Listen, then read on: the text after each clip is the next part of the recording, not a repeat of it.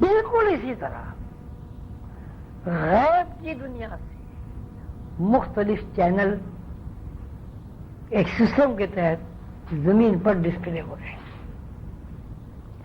اور یہی وجہ ہے کہ ایک موچی ہی بننا پسند کرتا، یہی وجہ ہے کہ ایک جمع دار بن کر ہی خوش ہوتا ہے، یہی وجہ ہے کہ ایک سرمایہ دار ہی بن کر خوش ہوتا ہے، یہی وجہ ہے کہ ایک آدمی ظلم و تعدی کو ہی اپنی زندگی کا نصب العین قرار دیتا ہے، اور یہی وجہ ہے کہ دوسرا آدمی تخریب کو پسند نہیں کرتا، تعمیر کو پسند کرتا۔ اس میں بھی یہ بات چھپی ہے کہ سسٹم چلانے والی ایک ہستی نے اس پورے کائناتی پروگرام کو جنرلائز کیا ہوا ہے۔ یہی فرق ہے دنیاوی علوم میں اور باطنی علوم۔ دنیاوی علوم والے جانتے بوجھتے خام خواہ ضد کرتے ہیں اس بات پر کہ غیب کی کوئی حیثیت نہیں ہے، حالانکہ اگر ان سے یہ پوچھا جائے بھائی غیب کی اگر حیثیت نہیں تو تم پیدا ہونے سے پہلے کہاں تھے؟ اگر غیب کی کوئی حیثیت نہیں ہے تو تم مرنے کے بعد کہاں چلے جاتے؟ اگر کوئی غیب کی حیثیت نہیں ہے تو یہ تمہیں خیالات جو آ رہے ہیں یہ کہاں سے آ رہے ہیں؟ اس کے جواب ان کے پاس کچھ نہیں ہے۔ کیوں نہیں ہے؟ اس لیے نہیں ہے کہ انہوں نے حقیقت کی طرف کبھی توجہ نہیں کی۔ اب یہ بالکل ایک بات ہے کہ آپ حقیقت کی طرف توجہ کریں نہ کریں، اللہ تعالیٰ نے جن چیزوں میں جو وصف منتقل کر دیا ہے، جب اس وصف کو تلاش کیا جاتا ہے تو وہ وصف خود مظاہرہ بن جاتے ہیں کوشش اور جدوجہد کے بعد۔ اور کیا ہے بھائی؟ کچھ ہو گیا اور کوئی بھی کچھ؟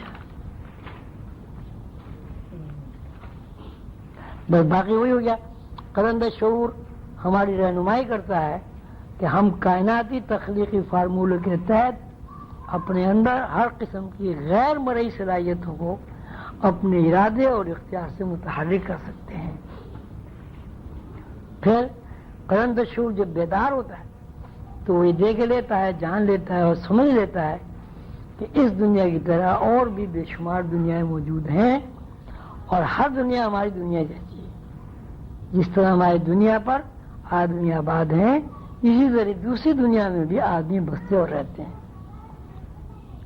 جس طرح اس دنیا میں افزائش انسان کا سلسلہ جاری ہے، اسی طرح دوسری دنیا میں جاری ہو ساری۔ بات صرف یہ ہے کہ طرز فکر کی بات ہے۔ اگر طرز فکر جو ہے حقیقی بنیاد پر چل رہی ہے تو انسان غیب سے وابستہ ہو جاتا ہے۔ اگر کوئی انسان حقیقت کو جانتے بوجھتے بھی حقیقت سے انکار کرتا ہے تو وہ حقیقت سے دور ہو جاتا ہے۔ اس کی ساری ایجادات، اس کے سارے کارنامے اس کو مالی منفعت تو پہنچا سکتے ہیں، لیکن اس کے اندر سے شکوک و شبہات ختم نہیں ہو سکتے، اور وہ کبھی یقین کی دنیا سے آشنا نہیں ہو سکتے۔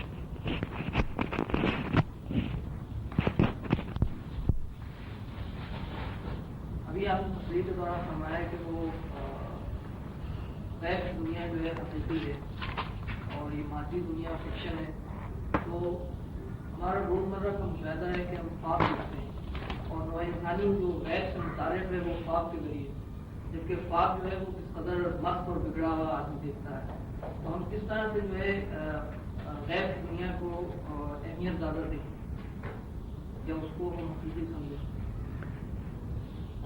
دیکھیے، آدمی ایسا نہیں ہے کہ خواب کے بارے میں یہ تصور ہے کہ وہ مست دیکھتا ہے، یہ صحیح دیکھتا ہے، وہ اس دنیا کو بھی مست دیکھتا ہے اور صحیح دیکھتا ہے۔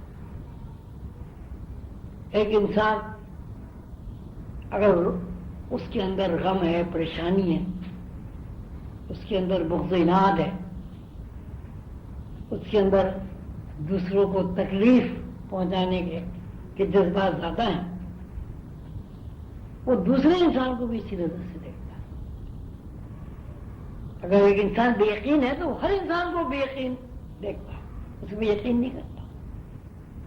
لیکن دوسرا انسان ہے, اس کے اندر یقین کا پیٹرن بن گیا ہے, اس کو اپنی ذات کے بارے میں یہ ادراک ہو گیا ہے کہ میں خوش ہوں اور میرا وجود جو ہے وہ ایک عارضی ہے, اور اس دنیا میں رہنے کے بعد مجھے بہرحال یہاں سے جانا ہے. تو اس کی زندگی میں اور دوسری انسان کی زندگی میں بڑا نمایاں فرق ہوتا ہے. یہ صورت خواب کی بھی ہے. ہم جو خواب دیکھتے ہیں اس کی بھی دو نوعیتیں ہیں. ایک خواب جو ہم دیکھتے ہیں اپنے فکشن آواز سے دیکھتے ہیں. یہ جو ہم خواب دیکھتے ہیں اگر ہم اس کو کوئی ریئلٹی اس میں ہے خواب میں, تو فکشن آواز سے دیکھنے کی وجہ سے ہم اس میں معنی غلط بنا دیں گے. جب اس میں معنی غلط بنا دیں گے تو خواب بس ہو جائے گا. اور اگر ہمارے اندر ایسی ایجنسی کام کر رہی ہے کہ ہم معنی صحیح بنائیں گے تو وہ خواب کبھی بس نہیں ہوگا. وہ خواب ہمیشہ مستقبل کی نشاندہی ہوگا. وہ خواب ہمیشہ آپ کے لیے ہدایت کا ذریعہ ہوگا, رہنمائی کا ذریعہ ہوگا. اب جبکہ ہمارے اندر ریئلٹی کا خانہ نہیں بنا, حقیقت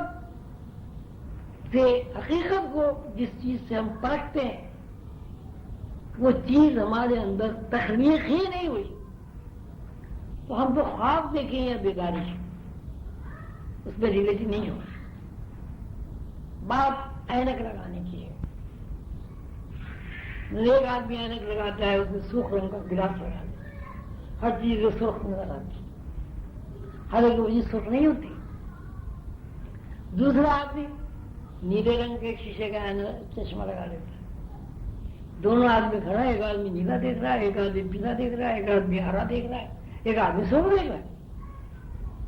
تو ہر آدمی کے دیکھنے سے مطلب یہ نہیں ہو جائے گا کہ وہ چیز ہری پیلی نیلی یا کیسی ہے. وہ چیز جو اپنی اس کی جو اپنی حیثیت ہے وہ اپنی حیثیت بڑی میں کثافت ہوگی. اس کو دیکھنے کے بعد اکثر ہی ہوتا ہے کچھ بھی نہیں, خیال ہے, ایسے ہی ہے, کوئی فائدہ نہیں ہے.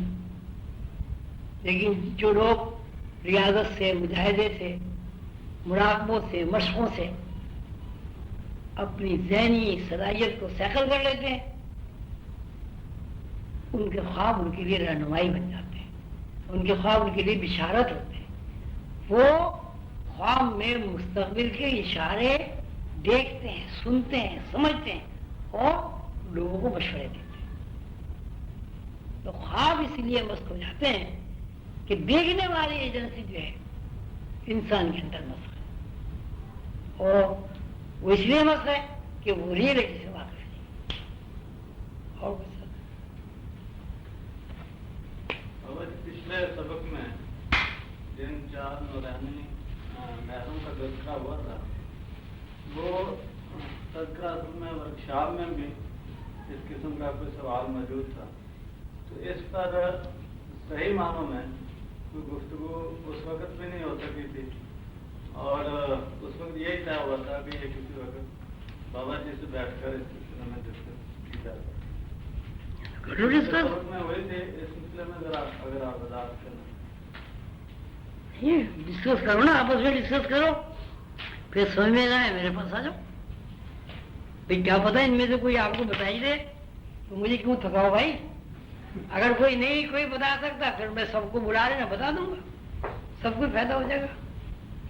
ٹھیک ہے, اور کوئی صاحب, یا میں تھک گیا سر.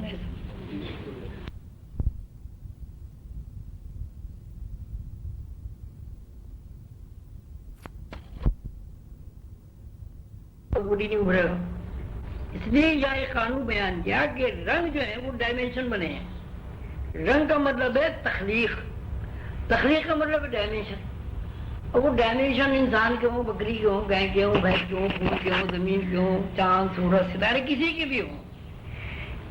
تو اب جہاں ڈائمینشن ہے وہ مخلوق ہے، وہ کل رنگ ہے، اور جہاں ابھی ڈائمینشن نہیں ہے لیکن مخلوق موجود ہے وہ یک رنگ ہے، اور وہ یک رنگ جو ہے وہ اللہ کا خیال ہے، اور خود اللہ جو ہے وہ ہو رہا ہے بے رنگ ہے۔ تو اب تین چیزیں ہو گئی، اللہ ہو رہا ہے بے رنگ، اللہ کا وہ خیال جو جس نے کن کہا یک رنگ، اور اس کن کہنے کے بعد جو ڈائمینشن بنے، شکل و صورت میں جو مخلوق بنی وہ کل رنگ۔ اب اس میں یہ تینوں چیزیں ہیں۔ اب دیکھیں میں بتاتا ہوں آپ کو کس طرح ہیں۔ اچھا جی، بندے کے اوپر یہ بات منکشف ہو جاتی ہے، کوئی بے رنگ خیال جب رنگین ہو جاتا ہے تو تخلیق عمل میں آ جاتی ہے۔ اس کا مطلب ہے خیال کو بے رنگ کہا ہے اور رنگین کو تخلیق کہا ہے۔ پھر یہ اللہ بحیثیت خالق کے ہو رہا ہے بے رنگ، پھر اس کی وہ دوبارہ تشریح کر رہے ہیں۔ اللہ نے جب کائنات کو بنانے کا ارادہ فرمایا تو جو کچھ اللہ کے ذہن میں موجود تھا اس کے ارادے کیا اور کہا ہو جا، اور وہ چیز ہو گئی، یعنی ورائے بے رنگ سے نزول کر کے اللہ کے خیال نے ایک رنگ اختیار کیا، جس کو سمجھنے کے لیے روحانیت نے بے رنگی کا نام دیا ہے۔ اچھا، بے رنگی کا نام کیوں دیا ہے؟ اس لیے بے رنگی کا نام دیا ہے کہ اس رنگ کا کوئی نام نہیں ہے، کوئی ویکیبلری، ایسی زبان، کوئی لفظ، کوئی ایسا نہیں ہے جس کو بیان کیا جا سکے۔ اب ان کو چونکہ رنگ تو وہ ہے لیکن وہ یک رنگ ایسا رنگ ہے کہ جس کو ہم اپنی زبان میں ہرا، پیلا، کالا نہیں بیان کر سکتے۔ شعوری دائرہ کار سے وہ باہر ہے، شعوری دائرہ کار میں رہتے ہوئے اس رنگ کا ہم کوئی نام رکھ ہی نہیں سکتے۔ اس لیے اس یک رنگ کو روحانی لوگوں نے کیا بے رنگی کا نام دے دیا۔ رنگ تو وہ ہے لیکن بے رنگی ہے، اس کے بارے میں ہم کچھ نہیں کہہ سکتے۔ اسی خیال نے جب مظاہرہ کیا اپنا تو یہ کل رنگ ہو گیا۔ اب چونکہ خیال کا مظاہرہ رنگ ہے تو اب کائنات میں جتنے بھی مظاہرات ہیں سب رنگین ہوں گے۔ کیا اس میں کیا مشکل کام تھا یار؟ مطلب آپ دماغ نہیں استعمال کرتے، بس ایسے اوپر پڑی پڑھتے ہیں۔ یہ اتنی دفعہ پڑھنے کے بعد بھی آپ کی بات سمجھ میں نہیں۔ یہ کوئی بے رنگ خیال جب رنگین ہو جاتا ہے تو تخلیق بن جاتا ہے۔ اللہ کو رائے بے رنگ ہے، اس کی پھر وہ تشریح کر رہے ہیں، چونکہ وہ خیال اس کو رنگ کو بیان نہیں کیا جا سکتا، اس لیے لوہاری لوگوں نے اس کا نام بے رنگ رکھ دیا۔ تو اب برائے بے رنگ کل رنگ، تو یہ تین دائرے ہیں، ان تین دائروں میں سے گزر کر کائنات کی تخلیق ہوئی ہے۔ اب کیا کرنا ہے؟ تو میں خیال ہے چھٹی یار اتنی آسان بات آپ لوگ نہیں، پھر پڑھیں آپ سب لوگ، پھر سمجھ میں آئے گی بات۔